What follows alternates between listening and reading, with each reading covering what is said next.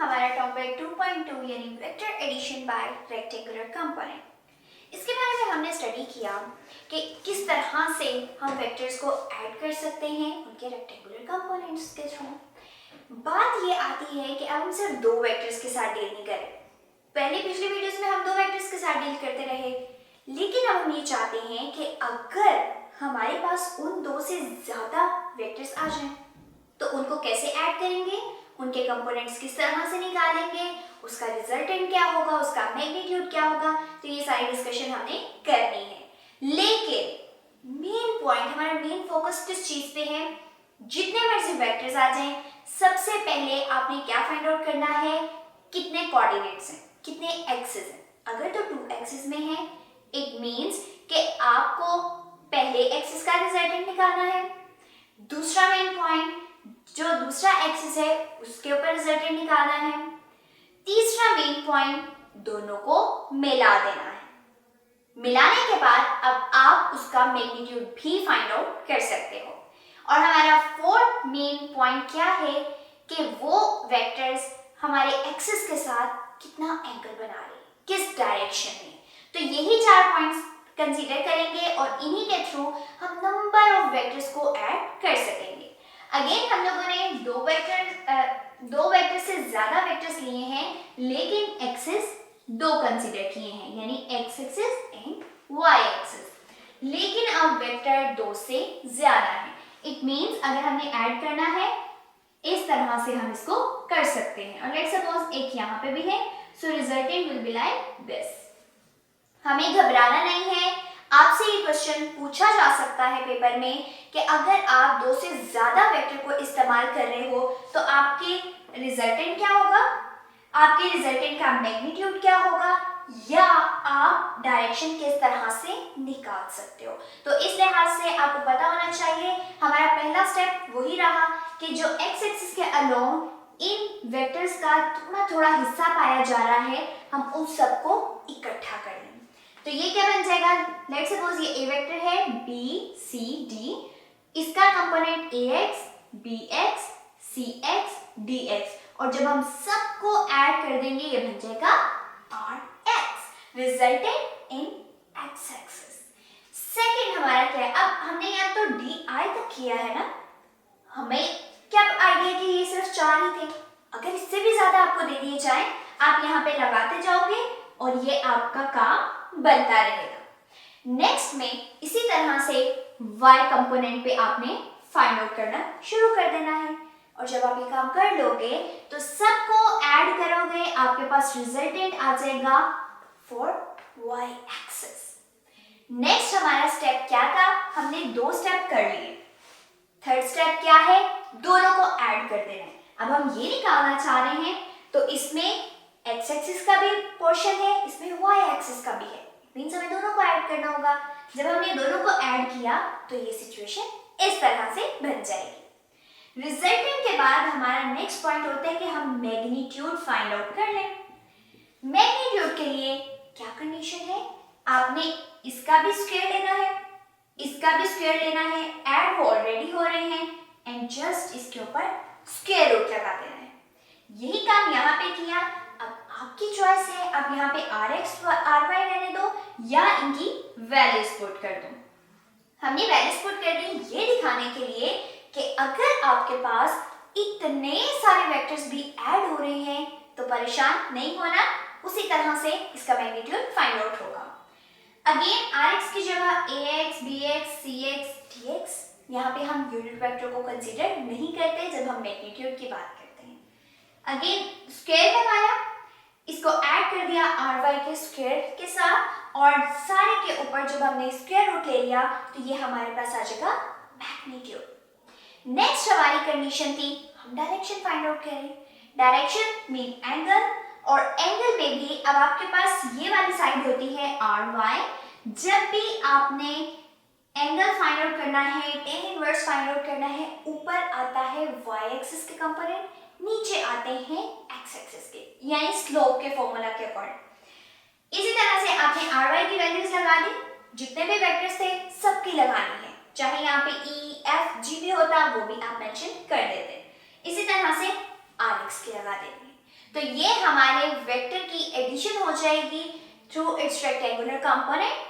लेकिन यहाँ पे बात क्या समझाई गई कि चाहे दो वेक्टर हो चाहे दो से ज्यादा हो, 4 स्टेप वही रहेंगे और उन्हीं को लेके आपके सारे फॉर्मूलाज क्लियर हो जाएंगे।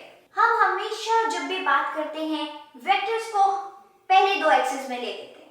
क्या करते हैं, एक्स और वाई एक्सिस के पहले ही कोऑर्डिनेट यानी सब चीजें पॉजिटिव वैल्यूज में ले रहे होते हैं कि जी ये वाला वेक्टर भी पॉजिटिव है, ये भी वेक्टर पॉजिटिव है, और हम लोग हमेशा इसी डायग्राम को लेके अपने सारे सिस्टम को सॉल्व कर लेते हैं। लेकिन क्या ऐसा है कि हमेशा सिर्फ इधर ही लाई कर रहा हो सब कुछ? ऐसा भी तो है कि आपका एक वेक्टर जो है वो ऊपर इस डायरेक्शन में हो और जबकि दूसरे की डायरेक्शन कुछ और हो, इस तरह से हो। अब तो आप इन दोनों को इस तरह नहीं कर सकोगे, या क्या पता कि एक की डायरेक्शन आपको पॉजिटिव दे दी गई है जबकि दूसरे को कहा गया है कि वो रिवर्स डायरेक्शन में है। तो अब क्या होगा, इस सूरत में आपके पास ये ऑप्शन नहीं है कि आप हमेशा इसी तस्वीर को बनाते रहो। इसके लिए क्या है कि सबसे पहले आपको समझने हैं कि क्वाड्रेंट्स क्या है। अगर हमारे दोनों वेक्टर हमें बता दिए गए हैं कि उनका मैग्नीट्यूड पॉजिटिव है, पॉजिटिव मैग्नीट्यूड तो हमेशा रहेगा उनकी डायरेक्शन। असल बात होती है डायरेक्शन की। अगर डायरेक्शन हमारे पास सही है, दोनों सेम डायरेक्शन में जा रहे हैं, पॉजिटिव है, तो क्या होगा कि हमारी हर चीज फर्स्ट क्वाड्रेंट में लाई करेगी और इसके थ्रू जो हमारा रिजल्टेंट आएगा, यानी कि अगर यहीं पे हम बना लें इस तरह से दो वेक्टर्स को, एक ये और एक ये, दोनों क्या है, पॉजिटिव है। अगर इनका रिजल्टेंट देखेंगे तो वो भी पहले ही क्वाड्रेंट में लाई कर रहा होगा। तो क्या पता चला कि अगर दोनों वेक्टर पॉजिटिव हैं तो रिजल्टेंट भी पॉजिटिव यानी पहले क्वाड्रेंट में लाई करेगा। इस हिसाब से हमारे पास एंगल क्या बनता है, फाई। फाई एक छोटा सा एंगल है और हमने कहा कि ये जी एक्स एक्सिस के साथ इसने बना दिया, हम इसको वाई एक्सिस के साथ भी कर सकते थे। दूसरी तरफ चलते हैं, अब हमारे पास ये बात आ जाती है कि अगर आपको जो एक्स एक्सिस के अलोंग कंपोनेंट है वो नेगेटिव मिल रहा है, नेगेटिव मींस कि अब आपकी डायरेक्शन चेंज होने वाली है। डायरेक्शन अगर चेंज हो रही है, y पॉजिटिव ही रहा, y को कोई फर्क नहीं पड़ा, लेकिन जो x एक्सिस पे लाई कर रहा था कंपोनेंट वो नेगेटिव वैल्यू शो कर रहा है। अब आप ये नहीं कह सकते कि आपका जो वेक्टर है वो पहले ही क्वाड्रेंट में लाई करेगा। अब क्या होगा कि हमारे पास इस तरह से यहाँ पे पॉजिटिव वैल्यूज होती है x की, यहाँ पे नेगेटिव वैल्यूज होती है। इसी तरह से अपवर्ड जो है y की पॉजिटिव वैल्यूज, जबकि डाउनवर्ड y की नेगेटिव वैल्यूज। अब जो आपका बनेगा वेक्टर का रिजल्टेंट या वेक्टर्स जितने भी ड्रॉ होंगे, x कंपोनेंट उनका हमेशा नेगेटिव साइड की तरफ होगा। Negative side means second quadrant. अब आप उसको फर्स्ट की तरह नहीं डील कर सकते। अगर ऐसा हो चुका है, आपके पास कंडीशन क्या बन जाती है, ये वाली। अगर ये कंडीशन है और हमारा यहाँ तक फाई एंगल है, आप ये देखना चाहते हो कि टोटल एक्स एक्सिस से यहाँ तक आने में कितना एंगल बना और कितना कवर कर चुका है। हमारे पास ये जो पूरी लाइन होती है ये है जी 180 डिग्री। 180 डिग्री में से इतना पोर्शन आप खत्म कर रहे हो, तो क्या बनेगा, अब आपके पास जो थीटा एंगल है एक्स एक्सिस से लेके यहाँ तक वो बन जाएगा 180 डिग्री माइनस फाई। अब अगर ये फाई को खत्म कर लोगे तब आपके पास ये पूरा पोर्शन 180 डिग्री माइनस फाई के इक्वल होगा। ये सिंपली किस तरह से है, आपके पास एक पूरा पिज्जा है, ठीक है, ये हमारे पास इसके स्लाइसेस हैं जी बने हुए। अगर आपको देखना है कि पिज्जे के अंदर कितने स्लाइसेस थे, आप सारे लोग गिनोगे 1 2 3 4 5 6। अगर किसी ने एक खा लिया, पीछे कितना बचा, अगर टोटल 6 थे अब 5 बच गए, तो आपको कैसे पता चला, आपके पास टोटल था उसमें से एक स्लाइस जो खा चुके हैं उसको माइनस कर दिया। अब आपके पास पीछे जितना भी बच चुका है वो आपका बाकी का रिमेनिंग पोर्शन होगा और वही हमारा यहाँ पे एंगल थीटा भी बन जाएगा। नेक्स्ट क्या है कि अगर हमारे पास इस तरह से हो कि आर एक्स कंपोनेंट भी नेगेटिव हो, वाई कंपोनेंट भी नेगेटिव हो, उस केस में हमारे पास यूज होता है थर्ड क्वाड्रेंट। अब जितने भी आपके वेक्टर्स बनेंगे वो सारे इस डाउनवर्ड डायरेक्शन में होंगे। अगर ये डाउनवर्ड डायरेक्शन होंगे तो हमारी सिचुएशन कुछ इस तरह की बन जाएगी। इस सिचुएशन में हमें नजर आ रहा है कि ये y था, ये x था, जबकि ये नेगेटिव x, नेगेटिव y और हमारा वेक्टर इस डायरेक्शन में है। इट मींस इसका रिजल्टेंट भी थर्ड क्वाड्रेंट में लाई करेगा। अगर ये सब कुछ इसी तरह से है और फाई एंगल बन रहा है, हमें देखना है कि x कंपोनेंट से यहां तक आने में कितना एंगल कवर हुआ।